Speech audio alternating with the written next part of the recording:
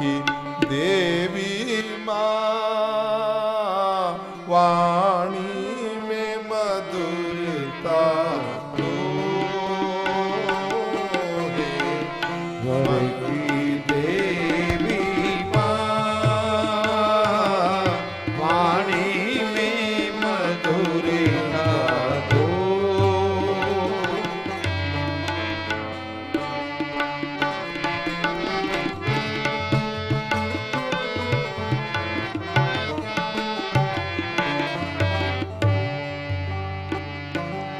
हम गीत सुनाते हैं,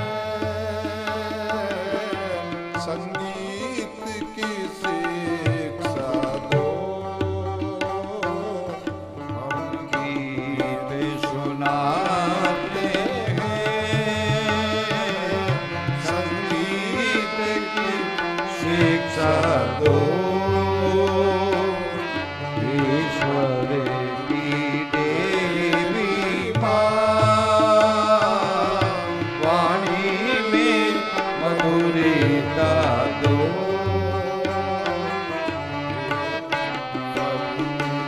देवी माँ, वाणी में मधुरता दो। ईश्वर की देवी माँ, वाणी में मधुरता। ईश्वर की देवी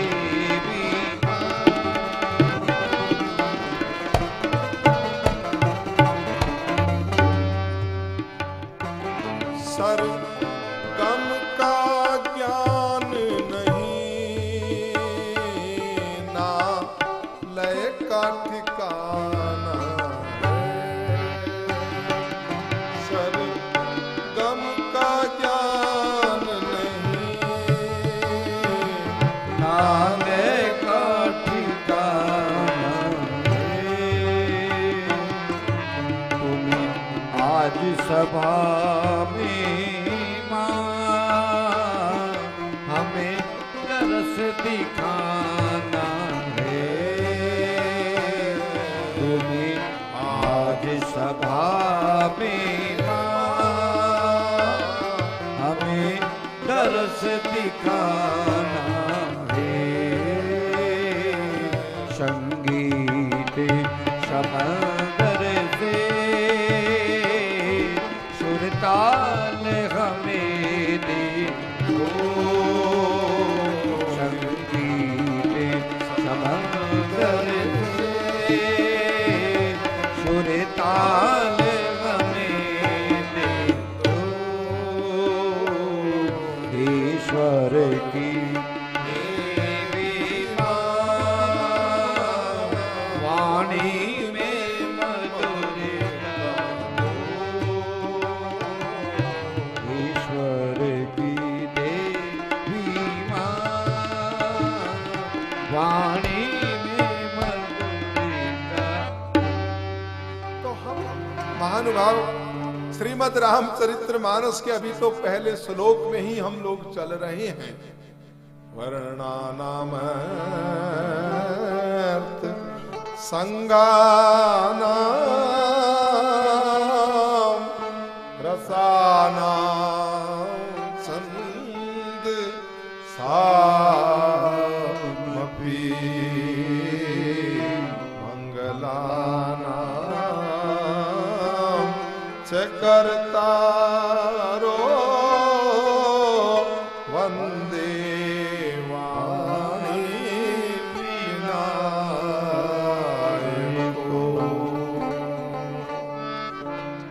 हमारे यहाँ लोग मधुर जरूर बोलते हैं, बड़ा साधन है मधुर बोलने का, लेकिन कहाँ मधुर बोलते हैं? जहां स्वार्थ निकालना हो फिर तो देखो पूरी रामायण जी पढ़ के आए। कहीं स्वार्थ निकालना हो, कहीं मतलब निकालना हो, फिर उनके स्वर की मधुरता देखिए। जब जब दो व्यक्ति मिलते हैं ना आपस में रिश्ता बनाने के लिए, बेटे बेटी की शादी करने जाते हैं, उस समय देखो दोनों सगों के बीच में, दोनों ब्याहियों के बीच में, दोनों समधियों के बीच में एक कैसी मधुरता हो, लेकिन उस स्वभाव में निरंतर रह नहीं पाते। तो कहने का मतलब यह है महानुभाव, मां सीता जी जो है वो मां वाणी भी है, क्योंकि वही उद्भव स्थिति संहार कारिणी है। मां हमेशा मधुर बोलती है, लेकिन एक बार मां ने थोड़ा सा कर्कश बोला। मां सीता जी से भी एक बार एक जगह चूक हुई। एक जगह सीता जी ने कर्कश बोला। कहां बोला? कि जब मायावी मारीच जो था, वो मायावी मारीच के पीछे भगवान राम गए और मायावी मारीच ने मरते समय राम जी की आवाज में हा लक्ष्मण की आवाज निकाली। उस समय सीता जी ने कहा कि तुम जाओ अपने भैया का।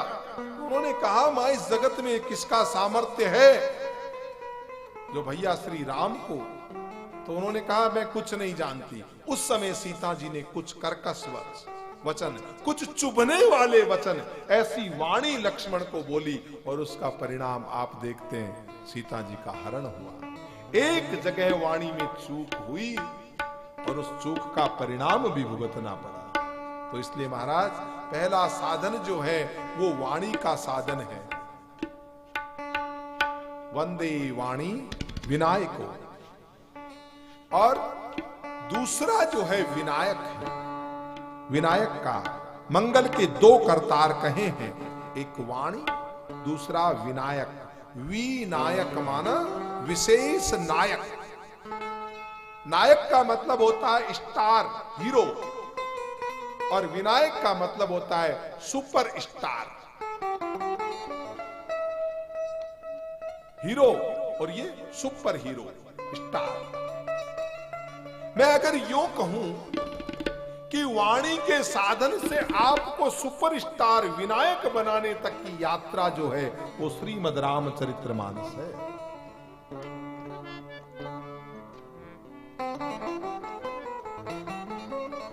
हम भगवान गजानंद गणेश जी महाराज की वो कुछ वंदना करेंगे। मैं अपने गुरु जी के शब्दों में,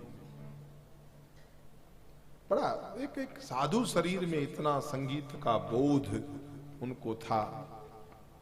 मेरा सौभाग्य है कि मुझे जीवन में ऐसे गुरु, मैं एक देहात के गांव में पैदा हुआ महानुभाव, लेकिन कहते हैं ना भगवान की जब कृपा होती है, बिनु सत्संग मिलेहु नहीं संता, और बिनु सत्संग विवेक, बिनु पुण्य पुंज मिलाऊ नहीं संता। मेरे कुछ पिछले जन्म के पुण्य पुंज रहे होंगे कि मुझे उस बचपन में ऐसे ऐसे संत मिले।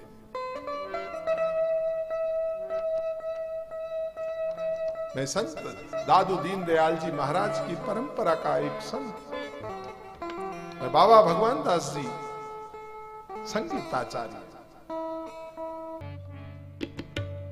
ईश्वर की देवी मां वाणी में मधुरता दो। ईश्वर की देवी मां वाणी में मधुरता दो। हम गीत सुनाते संगीत की शिक्षा दो। हम गीत सुनाते संगीत की शिक्षा दो। ईश्वर की देवी मां वाणी में मधुरता दो।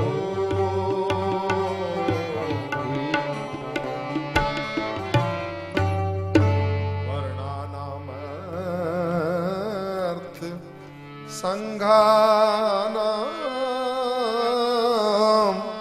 रसानां छन्दसामपि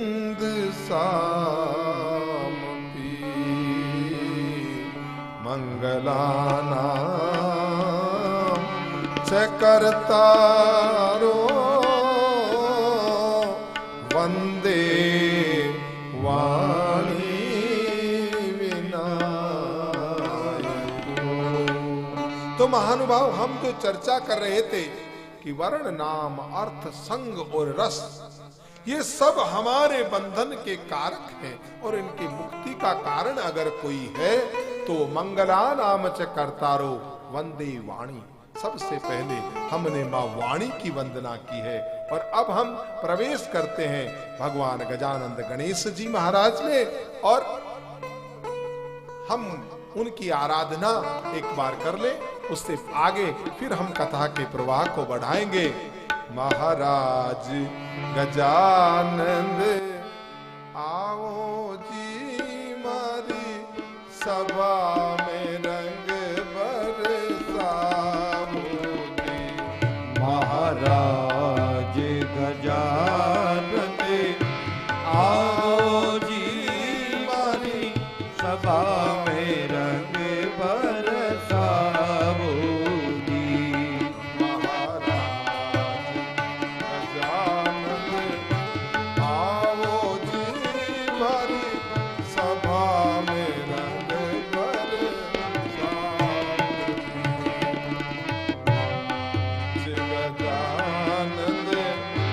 आओ जी मारी सभा में रंग बरसाओ जी।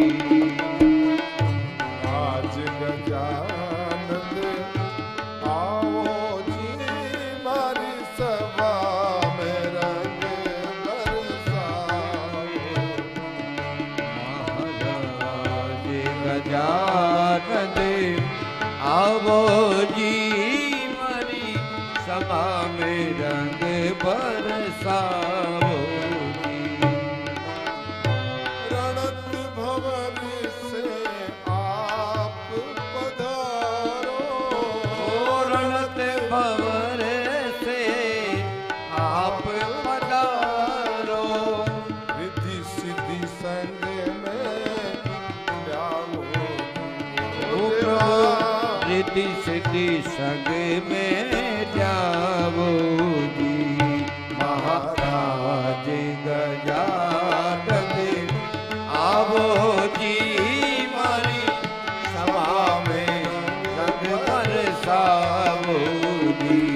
गणराज गजानंद आओ जी मारी सभा में रंग बरसाओ जी।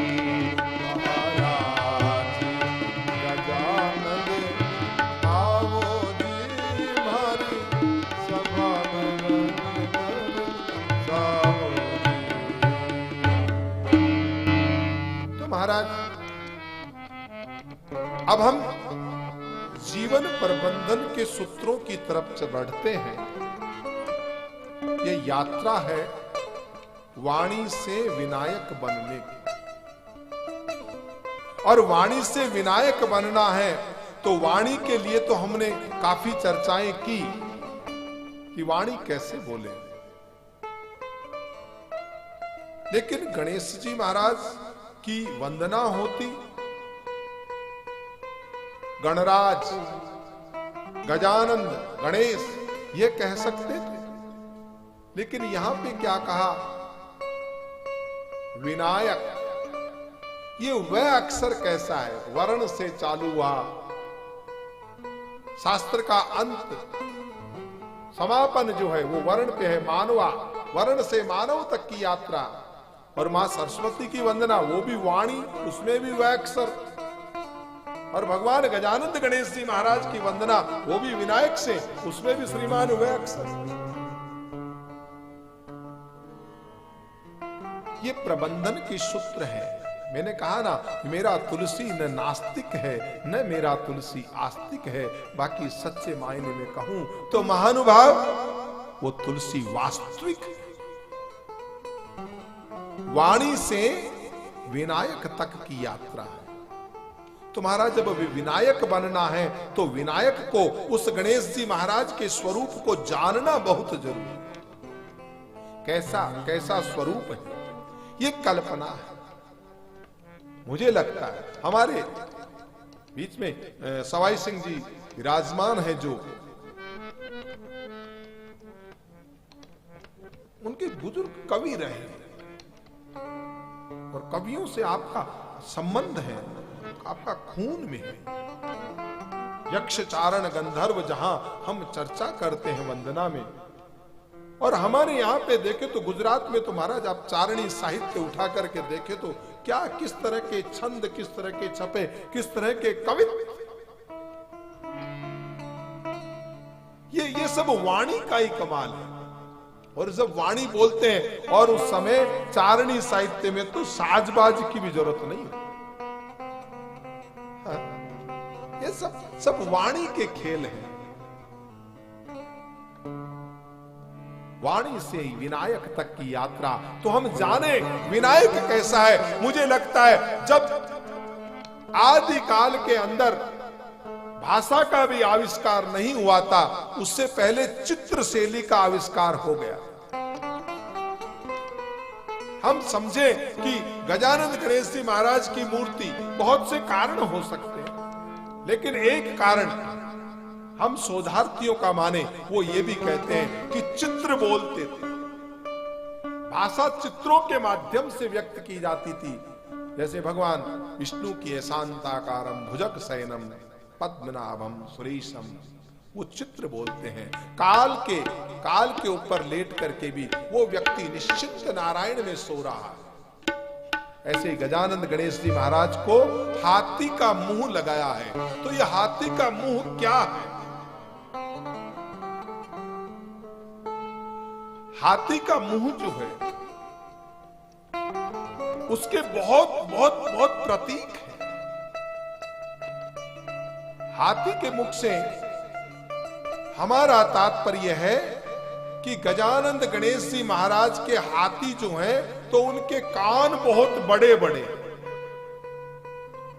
अब आपको विनायक बनना है, श्री रामचरितमानस से जीवन प्रबंधन सीखना है, तो कान बहुत बड़े रखना पड़ेगा। जिसको हम साधारण भाषा में कहें तो हम ये कहेंगे कि सुनो सबकी। विनायक बनने का एक फार्मूला यह है, बड़े कान रखिए, सबकी सुनिए। फिर आपकी आंखें जो है, आप देखिए हाथी की जो है वो पूरा ध्यान में, जैसे योगी लोग ध्यान करते हैं ना, वो दोनों आंखें जो है, आंखें बहुत छोटी है। ये छोटी आंखों का क्या कारण? ज्यादा जगत को आंखें फाड़ फाड़ के मत देखिए। जिसको देखना वो तुम्हारे भीतर है। सिद्धास्वांतस्थम ईश्वरम। नासिकाग्र दृष्टि के ऊपर हमेशा हाथी की आंखें लगी रहे। परमात्मा की जो रचनाएं हैं अति महान है। इतना बड़ा हाथी को शरीर दिया, लेकिन आंख इतनी मोटी नहीं दी, बिल्कुल छोटी सी।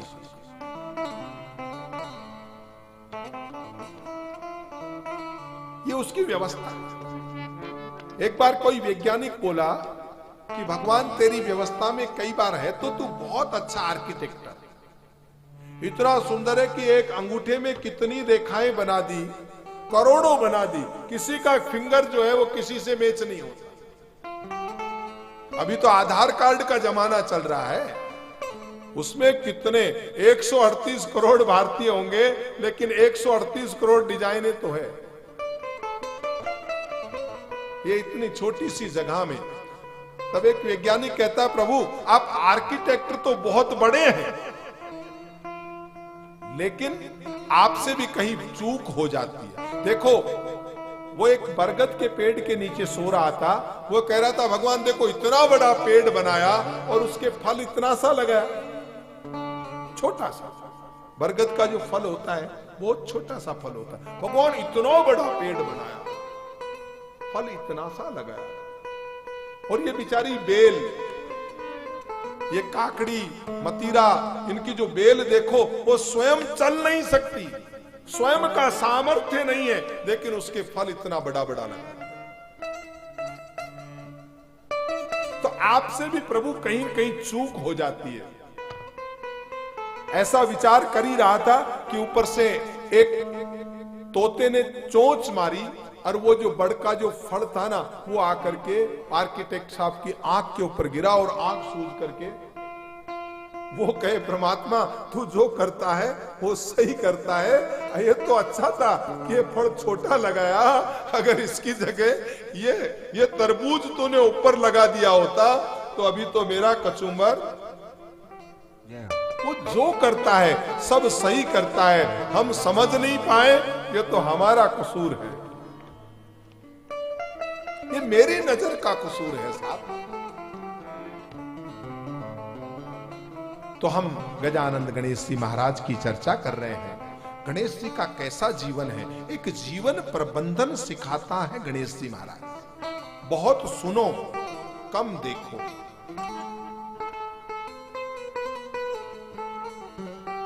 एक इस्लामी ग्रंथ में मुझे पढ़ने को मिला था कि कुछ शैतान लोग जो हैं वो अर्धनग्न अवस्था के अंदर कई लड़कियां खड़ी करके, और जहां से मोहम्मद का काफिला निकल रहा था वहां खड़ी कर दी। बोला इन लोगों को शैतान बनाना है। तो मोहम्मद ने अपने अनुयायियों को यही कहा कि व्यक्ति को चलते समय अपनी निगाहें जो हैं वो जमीन से 2 फीट से ज्यादा दूरी पे नहीं रखनी चाहिए।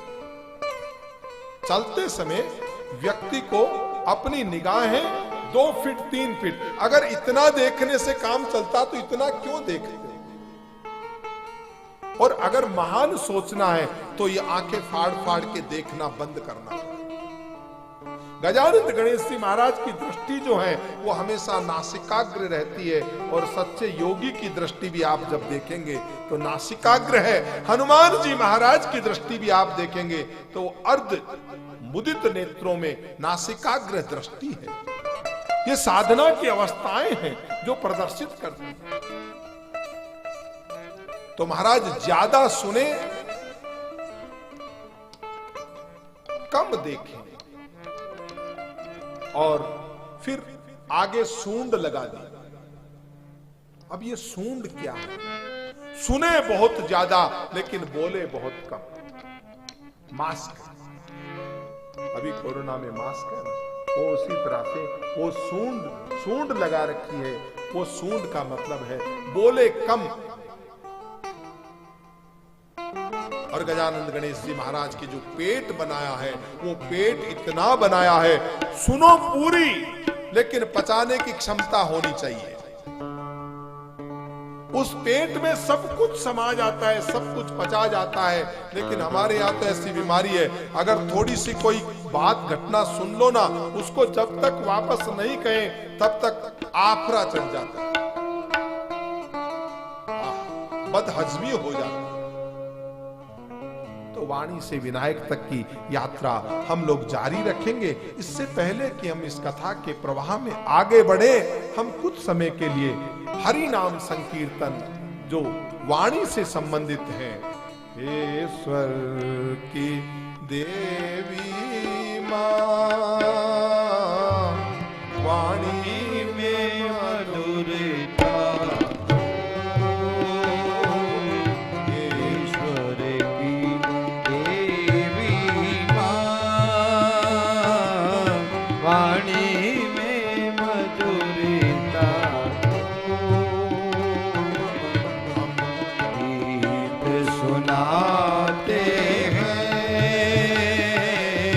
संगीत की शिक्षा दो,